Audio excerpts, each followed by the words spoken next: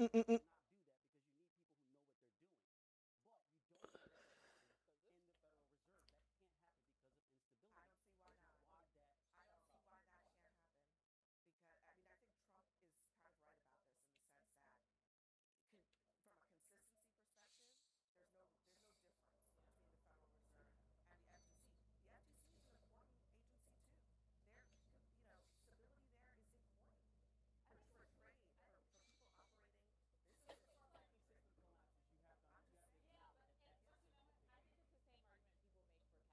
It's like they still go through the same process. You get where would you say the secretary of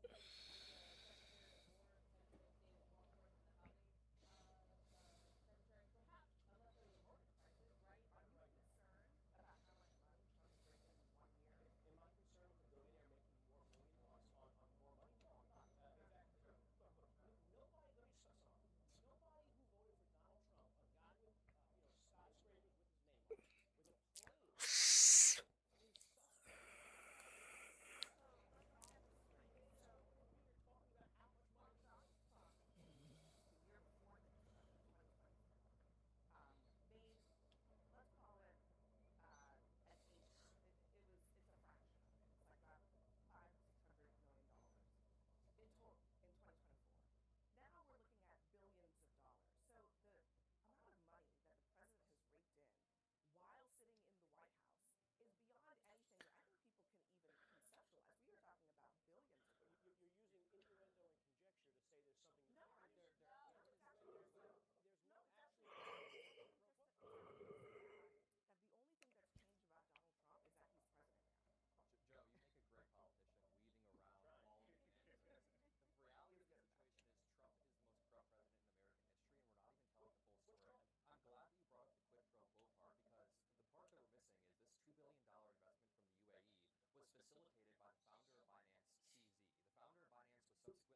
pro quo part because the part that we're missing is this $2 billion investment from the UAE was facilitated by the founder of Binance, CZ.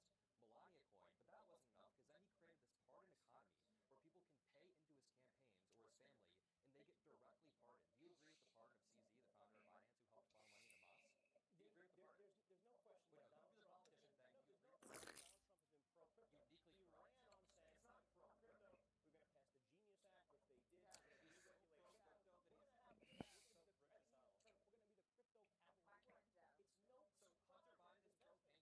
with the question that pardon? Donald Trump has been pro crypto. Uniquely He correct. ran on saying It's I'm not pro pro crypto. crypto. We're going to pass the Genius Act, which they did. Yeah. We're going to He's so deregulate pro crypto. crypto that We're he's going to have he's we're so going to be quick to sell. we're going to be the crypto capital My of the point, world. Joe. It's no So Hunter surprise. Biden is pro Exactly. painting. Hunter Biden didn't hide the fact that he's pro Let painting. me help you. Let me help Are you, crimes Joe. you may have may not Wait, committed. Donald Trump That's is a different pardoned standard. So when you thousands of talk about people. pardons, let's not forget the fact that the previous president had to pardon his son for What crimes about that the may have fact that sickened. he removed The terrorists from president didn't have to Vietnam do and that. he Joe, sucked? can I say okay? Not yet. I just have a couple questions. So I don't think that public official or officials should be making money that on the backs of the American people or using the American interest to make money. Perhaps Hunter Biden did it, and perhaps Donald Trump is doing it. But I actually wonder if the American people actually care. I'm not sure that they do. So if we want to concede the point that they're like, you know what, you're the president. We live in a capitalist society. Let's do it. I think my biggest issue is that he thinks they're suffering in silence, and he doesn't say it enough.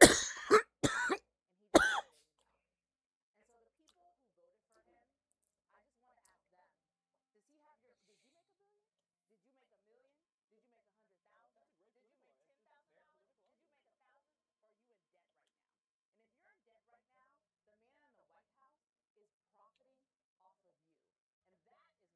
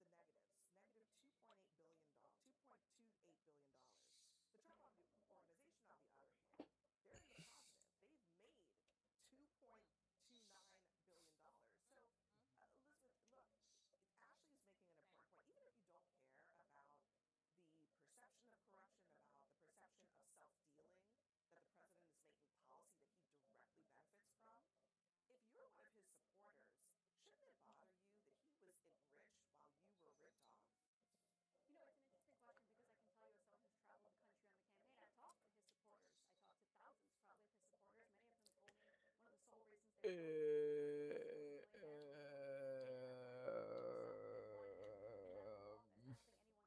don't think anyone thinks he's profiting off of them. I think they think that he is leading the charge and trying to show people what it means to actually do something different. Joe talked about crypto and what it means to be the crypto president, how he's tried to embrace crypto in a way no one else has. He's leading the charge, and I think most Americans believe in him. I don't think anyone that voted for him believes he's trying to make money while they are Well, suffering. I'll say, can I just say, I think maybe he's not profiting off of them, but he's profiting without them. Yeah, I don't think so. I think most people that voted for him believe that he's trying to make the kind of But policy they're at the not. same time. They're not.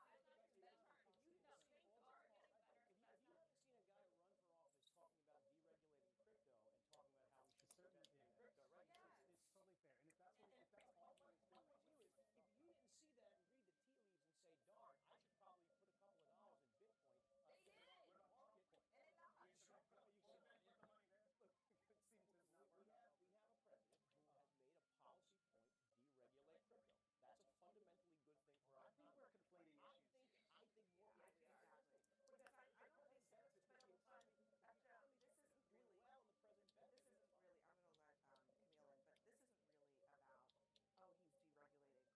tea leaves and say, "Darn, I should probably put a couple of dollars in Bitcoin," They did. in the market, And it lost. Is the money there? Look, it seems to not work out. we have a president who has made a policy point to deregulate crypto. That's a fundamentally good thing for our I think we're conflating issues. I think more Yeah, people are. exactly. Because I don't think Federal funds. This isn't Doing really. well and the president This isn't really. I'm going to let Camille in, but this isn't really about. Oh, he's deregulating crypto. He is profiting off of making regulatory moves that directly benefit his family's companies.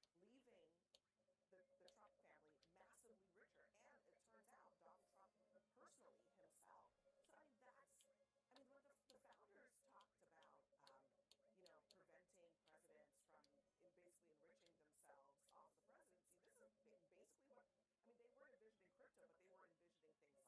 I'd say this. Look, during the first term,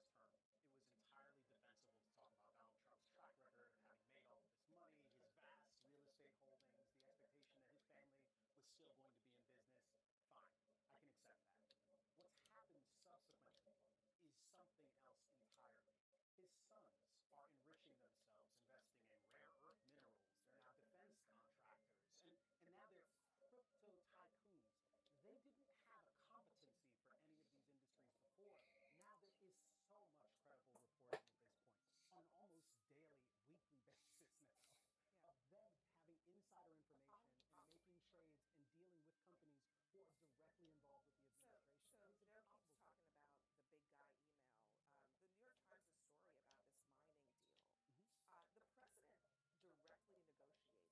The New York Times' story about this mining deal. The president directly negotiated this contract between this mining company that his sons are invested in and the United States government. It's not a cryptic email. It's an actual phone call with the president on the line, and his sons stand to benefit from it. A Democratic president has a son who may be enriching himself from insider information of the government and benefiting off of that information. Is that wrong? Kickback to the president? Yes. A Republican president. Is there a kickback to the president? Yeah, it's wrong. Okay, I think if you apply the fact pattern here, there's a clear fact pattern. So your answer should have been easy to you. Last 3 parts of the question. If the All right, Trump is go ahead. I have to say, this problem. entire conversation is infuriating. If there was a Biden coin or an Obama coin considered It'd be a wrap. balled up in a curl, you'd be curled up in a ball crying. I would not be doing ads for it. It's not just that Donald Trump has enriched himself, it's that he's sold access to the presidency. He's created the executive club. He's allowed tariffs to dictate foreign policy in such a way where he tariffed Vietnam, removed the tariffs, and then 1 week later he got a $1.2 billion golf course.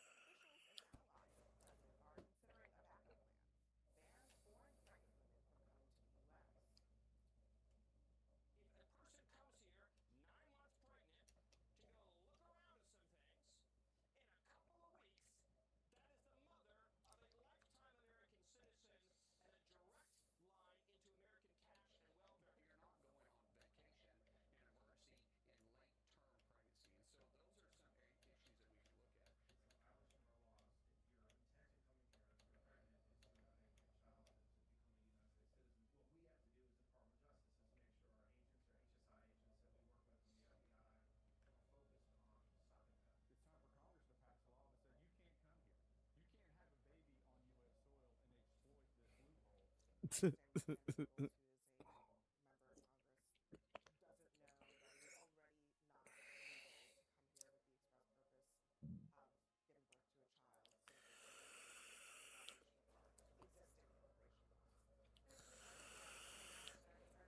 purpose of giving birth to a child so that they can take it in violation of our existing immigration laws. There's been argument in America to start exploiting this. There's been 1.5 Chinese CCP babies who were born on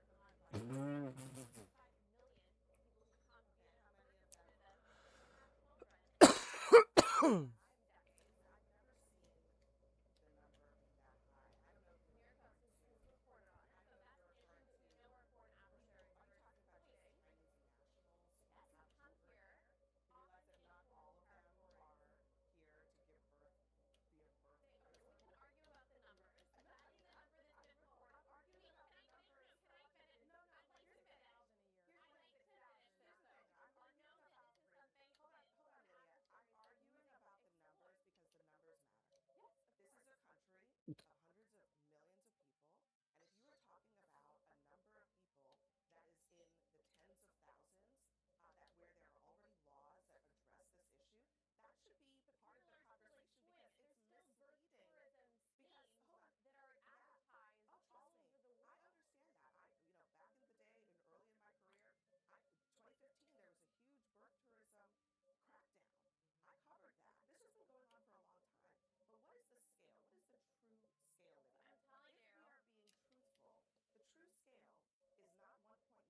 Here's the thing. I'm I'll arguing note that about into bringing. something Hold on, that hold on, foreign Lydia. I'm adversaries are arguing using to about the exploit. numbers because the numbers matter. Yes, of This is course. a country of hundreds of millions of people, and if you are talking about a number of people that is in the tens of thousands, that where there are already laws that address this issue, that should be But part of people the are still conversation because exploiting. it's There's still birth misleading. tourism Because schemes hold on, that are yeah, advertised oh all trust me, over the I world. understand that. Back in the day, and early in my career, 2015, there was a huge birth tourism crackdown. I covered that. This has been going on for a long time. But what is the scale? What is the true scale, But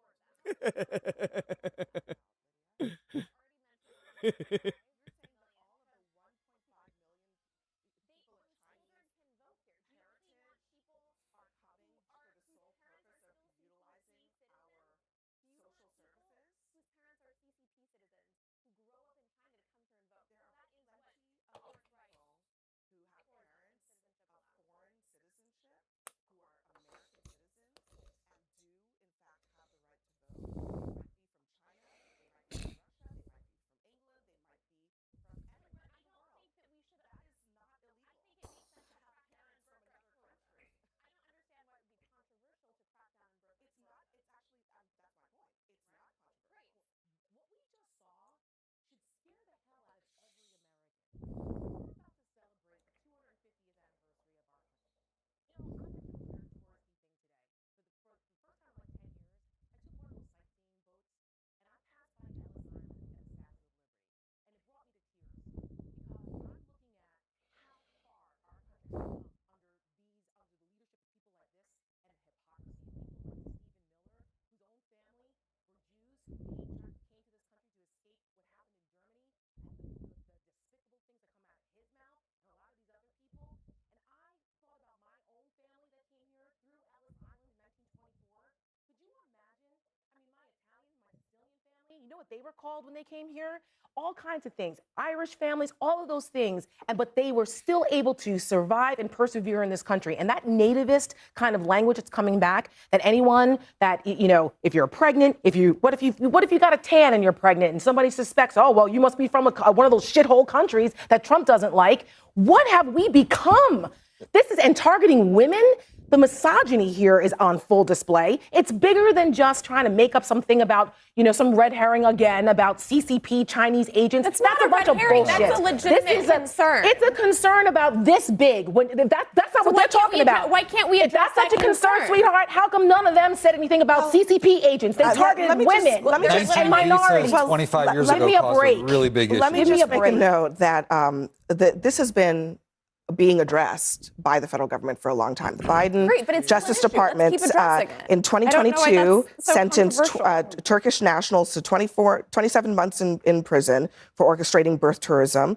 In 2024, a man and a woman also found guilty of criminal charges in connection to birth tourism. Again, back in 2015, there was a huge bust in California. This has been prosecuted. It's been an issue. It is not, and here's the reason it's really a red herring. The birthright citizenship thing is not actually about birth tourism. They wanted to change the rules so that they could decide whatever category it was. In this case, sometimes they would say it's illegal immigrants, sometimes they would say it's temporary visitors. Whatever category they decided, those people would not be citizens anymore. That's really what the birthright citizenship ruling is about. It is not about birth tourism.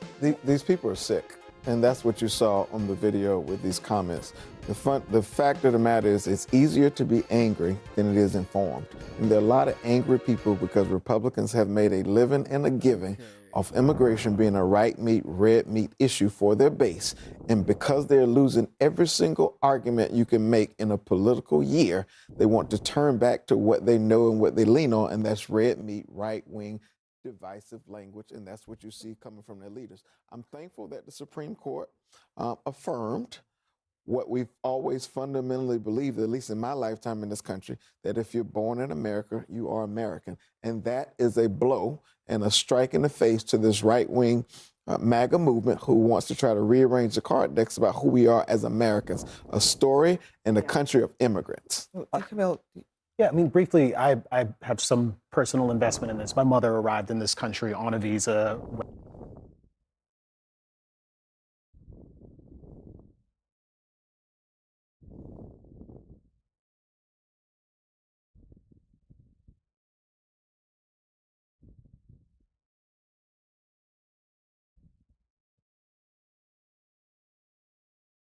Okay.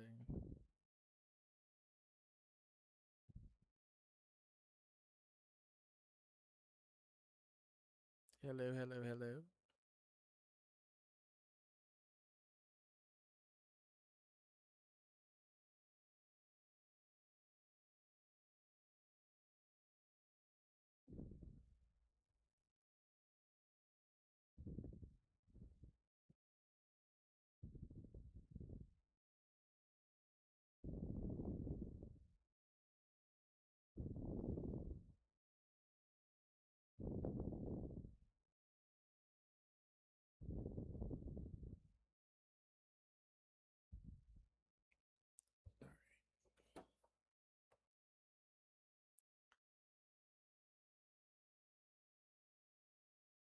Around 1920 was very much pregnant with me at the time. And I am a citizen of this country. I've built businesses here.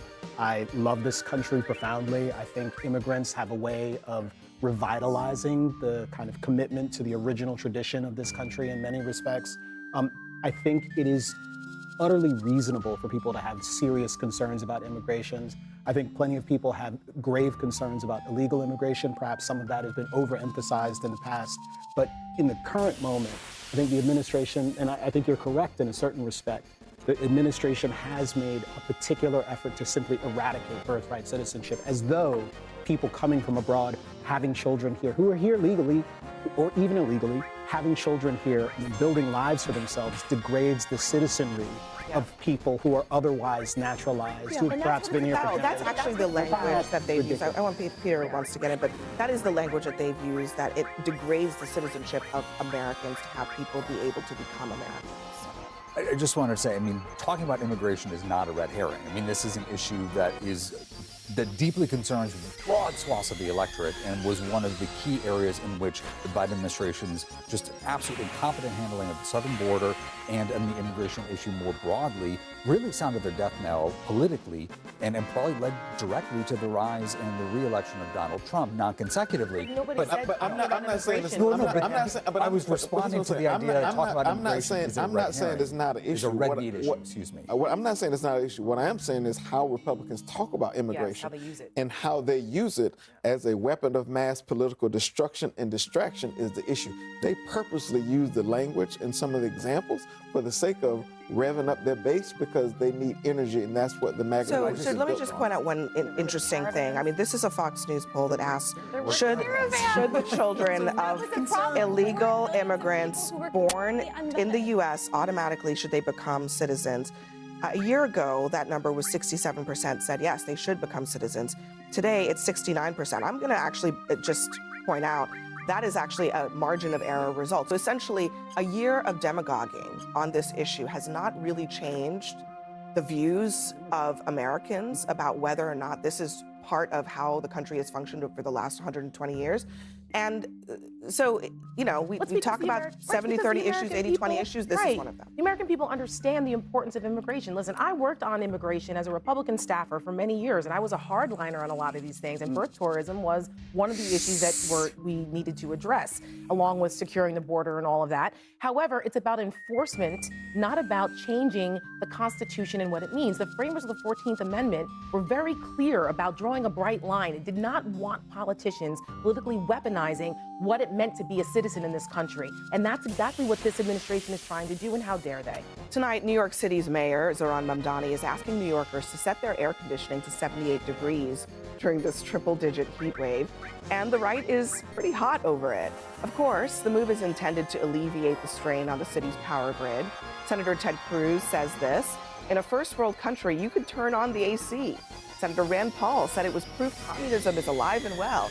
Nikki Haley said, welcome to socialism. But as the weather is unbearable, so is the hypocrisy. Mamdani's energy conservation plea is nothing new for New York City. Eric Adams made the same plea, so did Mayors de Blasio, Bloomberg, Rudy Giuliani himself. As governor, Nikki Haley urged South Carolinians to conserve energy during extreme weather. And in Texas, where Ted Cruz lives, energy-saving guidance is standard both in the summer and in the winter. In fact, up until today, on a webpage dedicated to keeping cool, Donald Trump's own Department of Energy recommended that Americans keep their homes between 75 and 78 degrees during the day. That webpage is now no longer available as of this afternoon. CNN has reached out to the Department of Energy to ask for comment. A bizarre hill to die on. Ben, I don't understand this. Do you support it?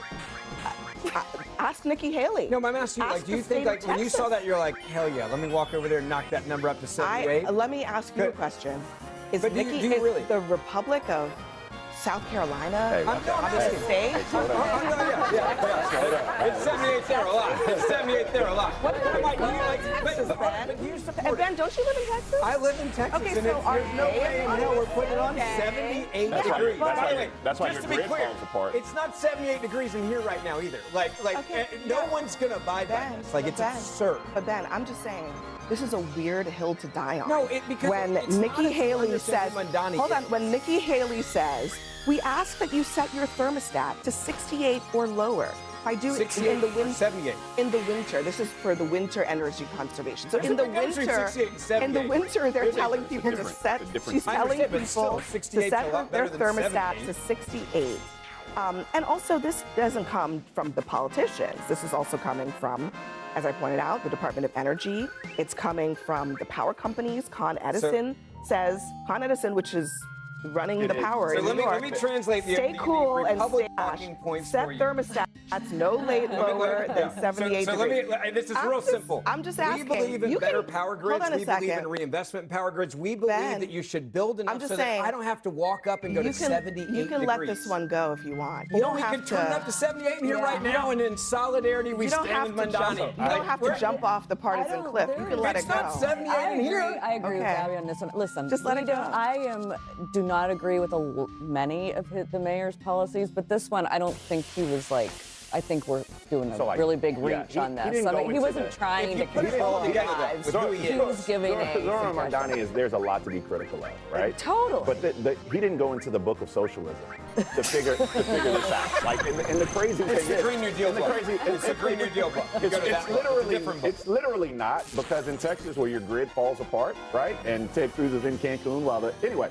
So you have that happened. That actually did happen. You're getting partisan too. But that's all I'm saying. Like, I'm not going to do this because I grew up in South Carolina, and my grandmother, I don't know if y'all had the grandmother that had the couch with the plastic on it. Oh yeah. And when it was on 78 and your butt sticks to the plastic. So I have PTSD from thinking about that. However, I will say that this is not some grand socialism gesture. This is absurdity this is absurdity from Nikki and Ted and the others. I'm actually surprised with Nikki because, I'm a huge fan. I'm surprised she jumped into this fight. Arguably, she may have started it because she may have made one of the first comments about this, and everybody else just jumped on the bandwagon. But it's like everybody has such short memory about this stuff because, it's just so easy to be like, oh, it's just a socialist thing. But the entire country has guidance from the Department of Energy that says when there's a major heat wave, we have to take pressure off the energy grid. That's just common sense. And this could be a good time for a bipartisan conversation on our grid infrastructure, because New York City is supposed to be one of the greatest cities in the world. And I agree, I'm not turning anything up to 78. Thank you. Taylor Swift and Travis Kelce down in Madison Square Garden are not at 78. No, And people and in the neither's the mayor's Bronx and house. Brooklyn And don't neither's need the to be mayor's house. either. And by the way, if you really want to get technical, he could have said, hey, the grid sucks and we got to work on it. Can you guys raise the temperature? He said I'd actually what get behind every other that. mayor He didn't said, say, though, to be fair. But it's on. He said what It's Bloomberg because said. of who Mamdani is why people look at it this way. It's because he's a guy that's like, hey, That's you can why own a house, but you look can't at it raise the this rent way. because And he's it's a a good communist. Let's be clear. He's a communist. It's not why people look at it this way. It's why Sure it is. you That's look why at it this way. Because there is this like, partisan. He's a socialist, communist, dictator wannabe. Look, you can. I'm not telling you how to feel about Mamdani. You can. He proved it. He said you can own property, but we tell you what you can rent I for. did not know that That is thermostat communism. I am That's not communism. exactly. I am not telling you how to feel about Mamdani. I'm just suggesting that maybe the thermostat is not the reason. In that solidarity, he's a let's raise it in here. 78. We'll be sweating by the end. No one's going to do this. No one's going to do it. I would actually ask Ted Cruz to put forth a bill, right, to actually invest in our grids. Let's actually, if you want to talk about... He's been a huge advocate. That's not what I said. The grid. That's not what I said. I said if you want to... We've done that in Texas. No, that's not what I said. Put forth the bill. Go to Treasury. Let's have a conversation. Grab your partners on the left. Grab your senators from New York. And let's actually put forth the bill. I think it's a great idea. Let's stop talking about things that when we get on TV, you say he's a socialist, fascist, dictator, whatever it is. But let's whatever it is, set that aside. Set that aside. Set that aside, Ted Cruz and Nikki Haley. Why don't you do the work? Be honest about it. Why don't you call? He's been the one saying the Green Deal is a scam and we should be working on the infrastructure. He's been saying that for decades. That's my point. You just made my point. We're advocating for it. We are tired of people. We are tired of people talking. What I just said. What I just said. Voting and advocating for an infrastructure. What I just said is, why didn't he file a bill today? Why don't he call Chuck Schumer, the senator from New York? This is what the American public wants to see. We would love to work together. Oh, listen. Let's make it happen then. That's my point. That's what the American public wants from people. Immigration. Let's fix the problem. We had it, and y'all ran them out. We had the Gang of Eight, and now you can't stop it. It also just so happens that also today the Department of Education says, or Energy says that they're ending wind and solar subsidies, taking more energy out of the system, not putting it into the system. So yeah, I'm not sure there's any problem solving. Better then is the question. If you look at windmills and you look at them in Texas and other states, they have been a disaster compared to what they were supposed to produce. They're not producing. Yeah. So why would you invest in a bad investment? By the way, they're doing this in Europe as well. The data is now there. The solar and wind is not going to fix our grid. And that, if you're saying we need more solar panels or wind turbines, we're totally screwed. We will have to go to 78 degrees. I think that there's an argument to be made for all of the above energy, right? But if it's ineffective and it doesn't work, why do it? But I think what's interesting about this administration's approach is that they've literally paid these companies billions of dollars not to produce energy.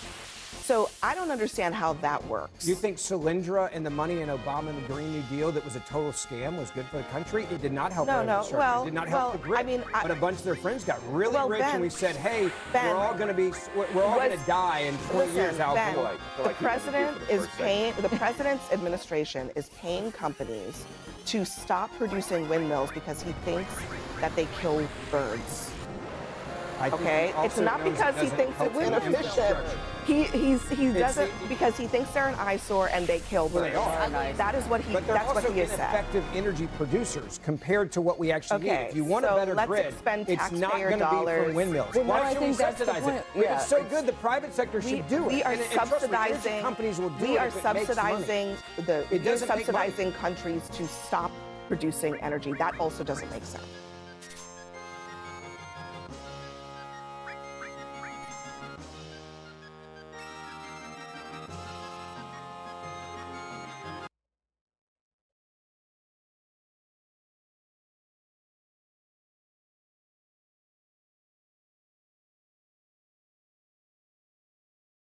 Several hundred masked men belonging to the white nationalist group, the Patriot Front, marched with Confederate flags, and they did it through neighborhoods in the U.S. Capitol. I want to move on, but do you, as Interior Secretary, will you recommend to the president that he condemn this group and what they were trying to message, what they did try to message here in Washington? Well, there have been, Nana, part of my... Well, it wouldn't be a Trump or MAGA rally without the presence of neo-Nazis and white supremacists. And unfortunately, that's exactly what we saw yesterday on July 4th, Independence Day, with hundreds of uniformed members of the Patriot Front, a white supremacist group, marching through the nation's capital, loud and proud in the age of Trump. It's so bad that just this morning, CNN host Dana Bash confronted Interior Secretary Doug Burgum, one of Trump's cabinet secretaries, and urged him to condemn the Patriot Front and urge him to advise Trump to publicly condemn the Patriot Front. And he visibly struggled with that confrontation. But before we unpack all that, if you end up liking this video and you want to support the channel, please be sure to hit the like, subscribe, and alert bells before you go. All right, folks, there's a lot to unpack here. As the Washington Post notes, hundreds of uniformed members of what appeared to be Patriot Front, a white supremacist group, marched through D.C. and toward the Capitol. Their faces covered in white masks, the men carried flags, some upside down, others Confederate, as they chanted, quote, "Reclaim America." And we have video footage that we're going to look at here. Again, loud and proud in Donald Trump's America at the moment. Philip Lewis noting, again, quote, "Members of the group Patriot Front ride the metro as a commuter looks on during the 250th anniversary of U.S. independence in Washington." So this is what appears to be a black woman here sitting on this commuter bus surrounded by a bunch of neo-Nazis and white supremacists. Very, very shocking, very disturbing. This image is going viral. New York Times reporting on this as well. White nationalists march in Washington amid 250th anniversary celebration. The group, wearing clothing associated with the organization Patriot Front, assembled near Capitol Hill before leaving the district. A large group of masked men wearing the markings of a well-known white nationalist group marched with flags and chanted, quote, "Reclaim America" in Washington on Saturday morning as the capital city prepared for the main events celebrating the United States' 250th birthday. The march through neighborhoods around the U.S. Capitol was brief, though bystanders post scores of videos on social media. The group left the city sometime before 11 a.m., the Metropolitan Police Department said in a statement. The group of apparently several hundred people wore tan baseball hats marked with the logo of the white supremacist group Patriot Front, which includes a ring of 13 white stars, a reference to the first American colonies. They carried various flags, including the Confederate battle flag. Quote, "MPD recognizes the rights of individuals to peacefully express their views and remains committed to maintaining public safety and security for D.C. residents and visitors," a police spokeswoman said in a statement. Patriot Front, which has long called for the United States to be turned into a white ethno-state, has a history of staging high-profile demonstrations, almost always in the same uniform of dark shirts, khaki pants, work boots, and white face masks. Quote, "This definitely looks like Patriot Front," said Mary McCord, a former Assistant Attorney General for National Security under Presidents Obama and Trump. She said the logo on their hats, which includes imagery resembling fascist symbols of Italy in the 1930s, was consistent with the group, as was the clothing. The group, which broke away from another white nationalist organization, Vanguard America, in 2017 after the bloody, quote, "Unite the Right" rally in Charlottesville, Virginia, has employed the same tactics in different cities. Remember Charlottesville, right? Also, again, during the Trump administration, when a bunch of neo-Nazi Trump supporters ended up getting a woman killed, they killed a woman, right? So again, not that, thank God there were no casualties here, but again, the boldness and enthusiasm of white nationalist groups to march when Donald Trump is in power, it's a pretty consistent theme of Trump's presidencies. Has employed the same tactics in different cities. Demonstrators often show up in public spaces in rented U-Hauls, spilling out into the streets for a flag-waving march before piling back into the trucks and disappearing. So, again, images are where OSINT defenders saying hundreds of mass members of the white supremacist, neo-fascist extremist group Patriot Front marched across areas of downtown Washington, D.C. earlier this morning in the lead-up to celebrations of the 4th of July. So there they are. There they are. I'm going to show some footage here, and we don't need to hear their bilge. Carrying American and Confederate flags. Different one here. A group of masked men gathering outside. Let's see here. This is a bigger version of the same video. Now, We're going to get to the reaction in just a moment, but I want to first talk about, show you an exchange between CNN's Dana Bash and Trump Interior Secretary, Doug Burgum. And again, note Burgum's responses to these questions and his demeanor, because the two biggest ones are, do you condemn them, and will you urge Trump to publicly condemn them as well? Several hundred masked men belonging to the white nationalist group, the Patriot Front, marched with Confederate flags. And they did it through neighborhoods in the U.S. Capitol, at least near the Capitol, and they chanted, "Reclaim America." There's a widely circulated photograph, I'm sure you've seen it, taken by Reuters, of an African-American woman on a subway surrounded by members of this group. Are you concerned about this? Well, I think we obviously, when we were celebrating America, we've had an incredible celebration, and this is a kickoff of a celebration year. But we know from our very founding that this was something that divided our nation. 85 years after those brave patriots signed the Declaration of Independence, we fought in the bloodiest war America's ever fought, the Civil War, and it's, our nation survived thanks to the courage and leadership of Abraham Lincoln, and led us on our way. As we continue to move forward as a country, we can be an exceptional nation because our ideals are exceptional, that all men are created equal. Do you condemn this group? So I just want to stop right there. Again, that's a terrible answer. He should be able to say, yes, of course I'm concerned. I'm concerned by white nationalists and neo-Nazis. They have a reprehensible ideology, a reprehensible worldview. I'm shocked and appalled that they feel so bold to come out here. Yes, they have the right to express their heinous views, but you would think that shame would keep them from doing so publicly. And yes, I can't help but note as a public official that it says something that they feel bold enough to do this, that they feel bold enough to march in force and protest in force. But of course, I condemn their worldview. It's a disgusting group. And that's all I have to say on the matter. He could have said something like that more forcefully. Instead, this divided our nation before, and we fought a war over it. All of those things are true, but where's the biting condemnation of it? And so Dana tries to force him to actually, okay, well, come out and condemn this, right? Ideals are exceptional, that all men are created equal. Do you condemn this group and what they were doing, and most importantly, what they stand for? Well, I think that certainly what they stand for is nothing that I could possibly agree with, but one of the foundational principles of the United States, which makes democracy messy, is free speech. And there are plenty of things that I see that I'm... Would Doug Burgum be saying such a thing about if there was a socialist or communist demonstration? Would he be answering the same way? He's going to reference communism, by the way, in just a second. But I want you all to imagine that instead of a bunch of white nationalists, white supremacists marching at a Trump rally, let's imagine that it was leftist, communist, socialists, right? And Doug Burgum was asked a question about that, either on CNN or Fox News. Would he be giving this answer? Well, certainly I disagree. But of course, one of the great things about America is we have the right to publicly express views and values and principles with which we disagree. Would he give such a diplomatic answer? No. We all know he wouldn't. He would say, absolutely not. It would be totally unequivocal. And it would not be cheerleading or celebrating their right to express views with which he disagrees. But he feels the need to treat Patriot Front with kid gloves. Why is that? Might personally find offensive, irreprehensible. But in America, free speech is allowed, and this is by the whole spectrum of things. I mean, we're a country where someone can run and be elected saying that they're a communist, but yet this is what our nation has stood against and fought for, because we're about life and liberty. We're not about death and tyranny, which we know communism has brought across the country.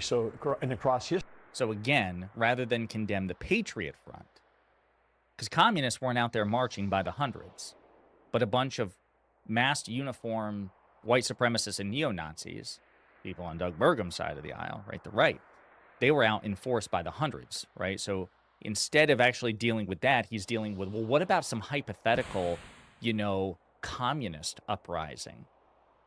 Well, again, if that were the case, would Doug Burgum be so diplomatic? No. He's trying to make this, he's trying to give cover, I suppose I would say, to the excesses of the right. But again, to her credit, Dana Bash, okay, well, What about your boss, Donald Trump? What should he do? So there are plenty of things in history, and those things can pop up. But the good news is these small things, I think, are the rare example. What we saw last night, what we've seen this week, is people unifying around our country, unifying around the flag. I want to move on. But do you, as Interior Secretary, will you recommend to the president that he condemn this group and what they were trying to message, what they did try to message here in Washington? Well, there have been, Nana, part of my response to that is that there are protests on the mall that people say things that I think are irreprehensible about President Trump, and yet they're allowed to go on because of free speech in our country. And so. But Trump condemns the protesters who say things about him with which he disagrees. Trump condemns, in very harsh authoritarian terms, the right of people to criticize him. So actually, this example doesn't work. You're asking me to condemn a bunch of white supremacists and neo-Nazis, and you're asking me to advise the president to do the same. But there are people who protest, who say things that about Trump that I don't like. What about them? Well, yeah, he vociferously condemns them, and he shouldn't, because they're telling the truth about him. But he can find it within him to express vitriol and contempt for people who criticize him. You think you could urge him to do the same thing for a bunch of white supremacists and neo-Nazis? And he's stumbling and stammering over his words because he can't, because he knows that these people are Trump supporters. This is something that you've seen President Trump. I was with him in North Dakota. I was with him on Mount Rushmore. I was with white him. Nationalism. It's, as you said, a part of America's history that still has pockets, but the fact that they were here in Washington on such an important day, I do want to move. It's embarrassing. It really is. And it's a condemnation of the Trump administration. Again, they recognize that these people are their kindred spirits. Even pro-Trump supporter Eric Erickson says, we've gone from some people believing, on the right believing the Patriot Front was an FBI operation to believing it's an SPLC, Southern Poverty Law Center operation. We need to root out the racists and white nationalists instead of pretending them away. It's a good point. So I'm just curious how people are reacting to this Patriot Front, right? Let's just Google it here again. People, there's Laura Ingraham. I hope I can find her tweet here. She's trying to deny this, says, oh, it looks fake to me, it looks fake. See, Data Republican, suggesting that this is, again, some sort of, like, deep state operation. Let's see here. Again, a lot of condemnation. That's good. Harry Sisson, Aaron Farnas calling this out. Very good. I cannot find Laura Ingraham here at Fox News because she went viral saying, oh, this looks fake to me. I wonder if I can do just a search here, because the reaction here is hilarious.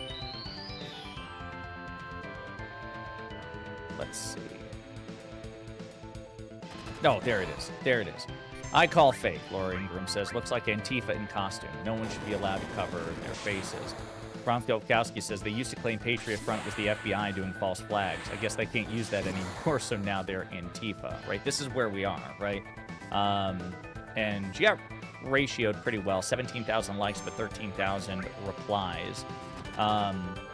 So anyway, this is where we are, folks, unfortunately. Again, white supremacists and neo-Nazis are once again scurrying out of the shadows because one of their own is the President of the United States. Last time we saw this in this abundance was the last time Trump was president, so we shouldn't be surprised whatsoever.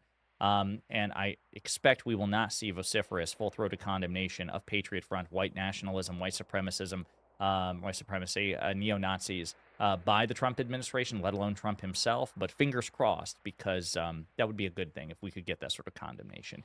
In the meantime, let me know what you think in the comments.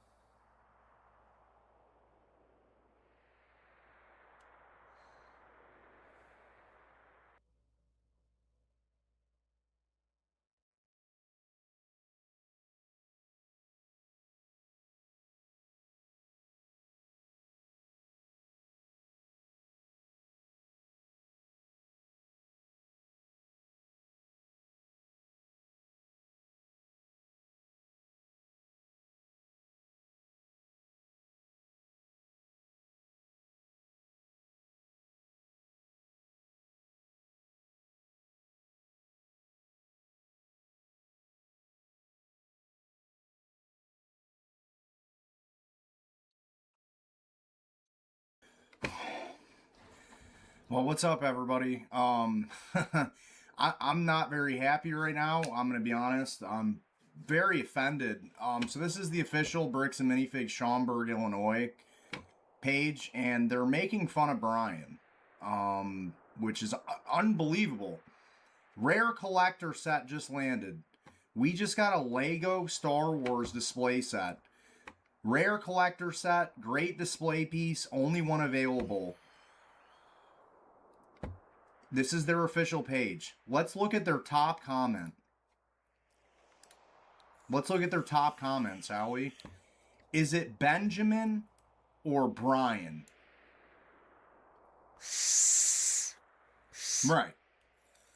Funny stuff. What's wrong with you?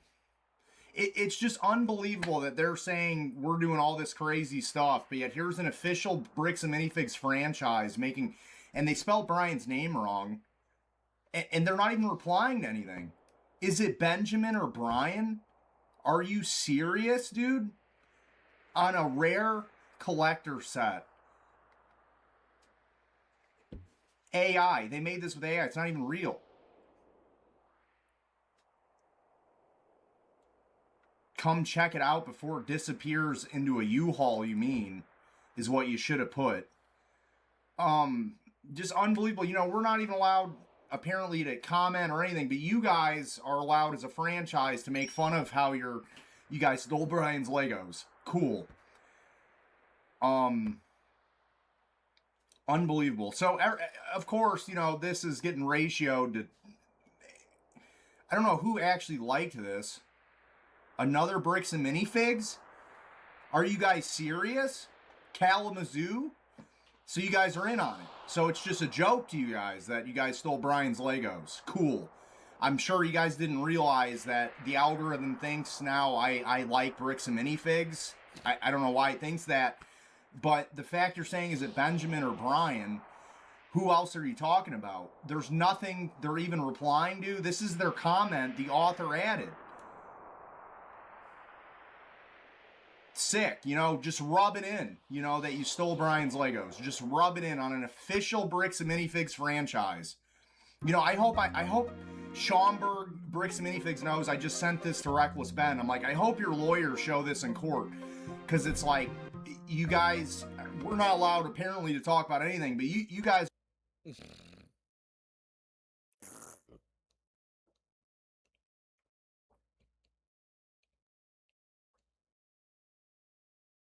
This is the second time that she's had, well, it's her third child loss. One was stillborn, but, you know, her two sons with Harwin Strong or whatever, now they're both gone. And she literally displays her grief in the most realistic way. I mean, I hope to God I never lose a child, but, like, she's having, like, a physical pain reaction. Yeah.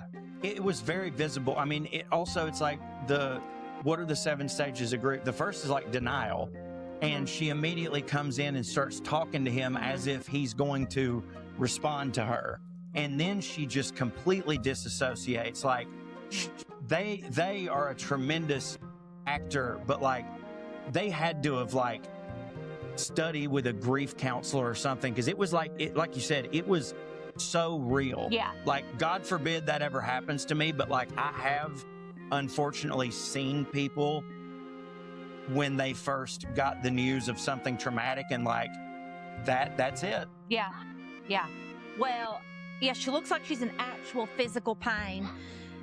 And, you know, she has her whole moment and she says, and I want to know, it cuts to like, you know, the stepstones and stuff where Alan, the Sea Daddy's, you know, bastard son, is out looking for the Sea Daddy because he's nowhere to be found after, you know, the whole, was it Battle of the Gullet and all that? Yeah.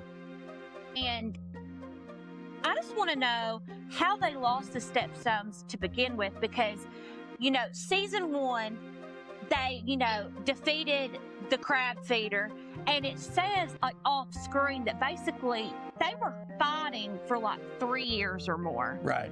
So you mean to tell me they killed the crab daddy? Crab daddy.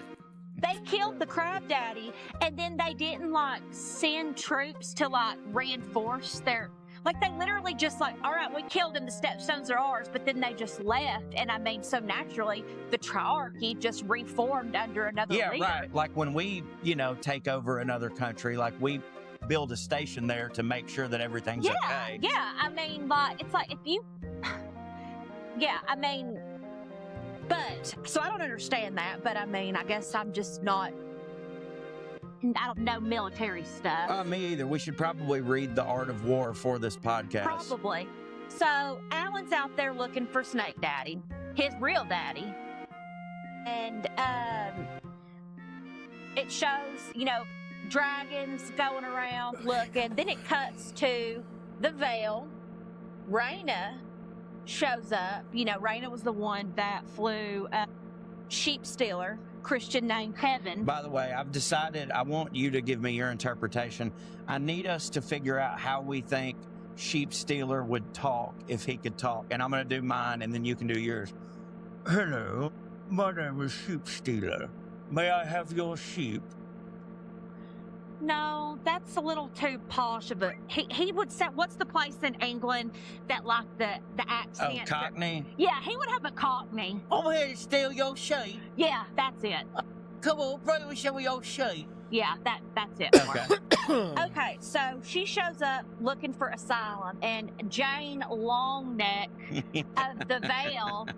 Long neck of the Veil. Yeah, I mean, remember, she's got such a long neck. Such a long neck. And literally every time I see, is it Caraxes? Is that Damon's long neck dragon? I believe so, yeah. All right, so she comes out, and Raina's like, I need asylum, and old girl Jane Longneck is like, nah, fam, like, I'm not. I don't mess with that. I don't mess with that. And so Raina reminds her, like, hey, I know you were disappointed with the queen because the queen had offered a dragon and you felt like she wasn't living up to, like, her end of the deal. Like, if you'll just let me just stay here with my dragon can protect you.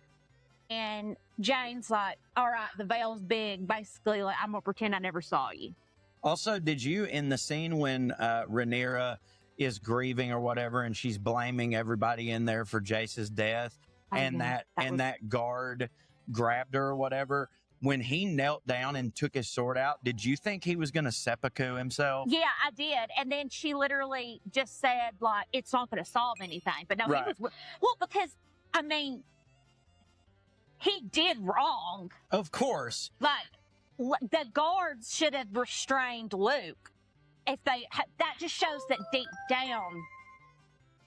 down, people aren't really bending the knee to her. Right, exactly. That, to me, that's what it shows. Like, they love her, they care for her, but they will always see her as Princess Rhaenyra and not truly the queen. And he did do wrong, but, like, I do feel if this was not Jace, if this was not her son, it probably would have just been treated like well, shit happens. I mean, mistakes do happen in the military. Yeah. But because it is her son, this is obviously this really huge deal, which I think is like, I don't know, we talked on several episodes about how, like, the kings actually used to fight and also their kids used to fight. And that probably, I mean, that had to be entering their mind when they made any type of decision, and probably for the better, because, like, nowadays when someone sends troops to war, it's not their kids, so they just treat them as completely interchangeable pawns. But back then, like, the risk was a lot more. And now she has lost her son in this bid for the throne. Yes. And, the dragon and stuff. We cut over to Daemon basically having a full-blown, like, Robin Hood and his merry men. Yeah. Robin Hood men in tights. Having a time. Having a time. I mean, it's literally like a part. I mean, they're having this huge party. They got one of the Lannister heads on a spike. They got an actual lion head on a spike. They're drinking. They're partying. Precious little Simon Strong shows up. And there's a character that he reminds me of on another show, and I'll have to think about it. But he shows up and is like, okay, I have some wine, from House Strong. And they're like, oh, hell yeah, whatever. And he said, I also have a message for you. And so, you know, they're all there with the northern men. Damon reads the message. They're like, what's going on? And he says, the crown prince is dead. And he tells them, all right, it's Rhaenyra says that I need to go to King's Landing and claim the throne for her. And he tells the northerners, like, hey, I need you to head south and meet me there. And they're all like, heck yeah, we're heading to King's Landing. We're going to do this thing. And then, before they go, Damon's talking to old Alice Rivers, you know, the witch. Yeah, I get such a vibe from her that I don't care for. Oh, yeah. She's very eerie. And so, like a moaning Myrtle vibe for some reason. Yeah, like there's a dark spirit. For sure. So she tells Damon that she wants Harrenhal. Like, hey, I want Harrenhal. Basically, she said, I've seen multiple people have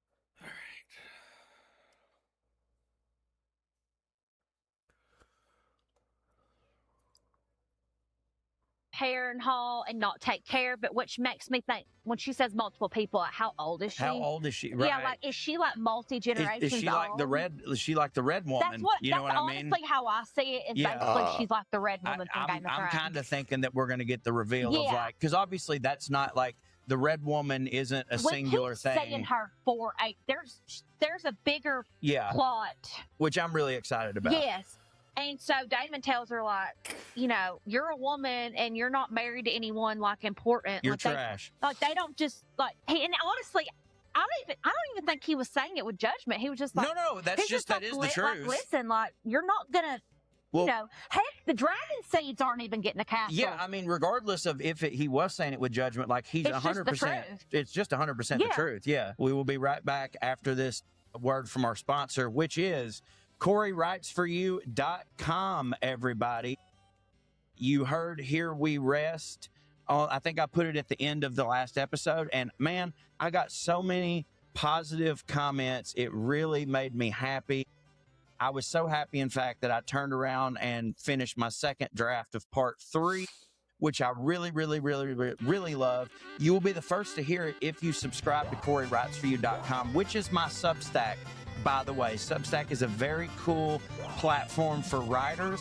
You can also get everything I do completely for free, but if it brings value to your life, you can give me $5 a month. And I would like to say this, if I could double my paid subscribers within a calendar year, Substack could pretty much be my full-time job, which means as much as I'm already writing over there, which is a lot, I will have time to write even more, which would make me very happy.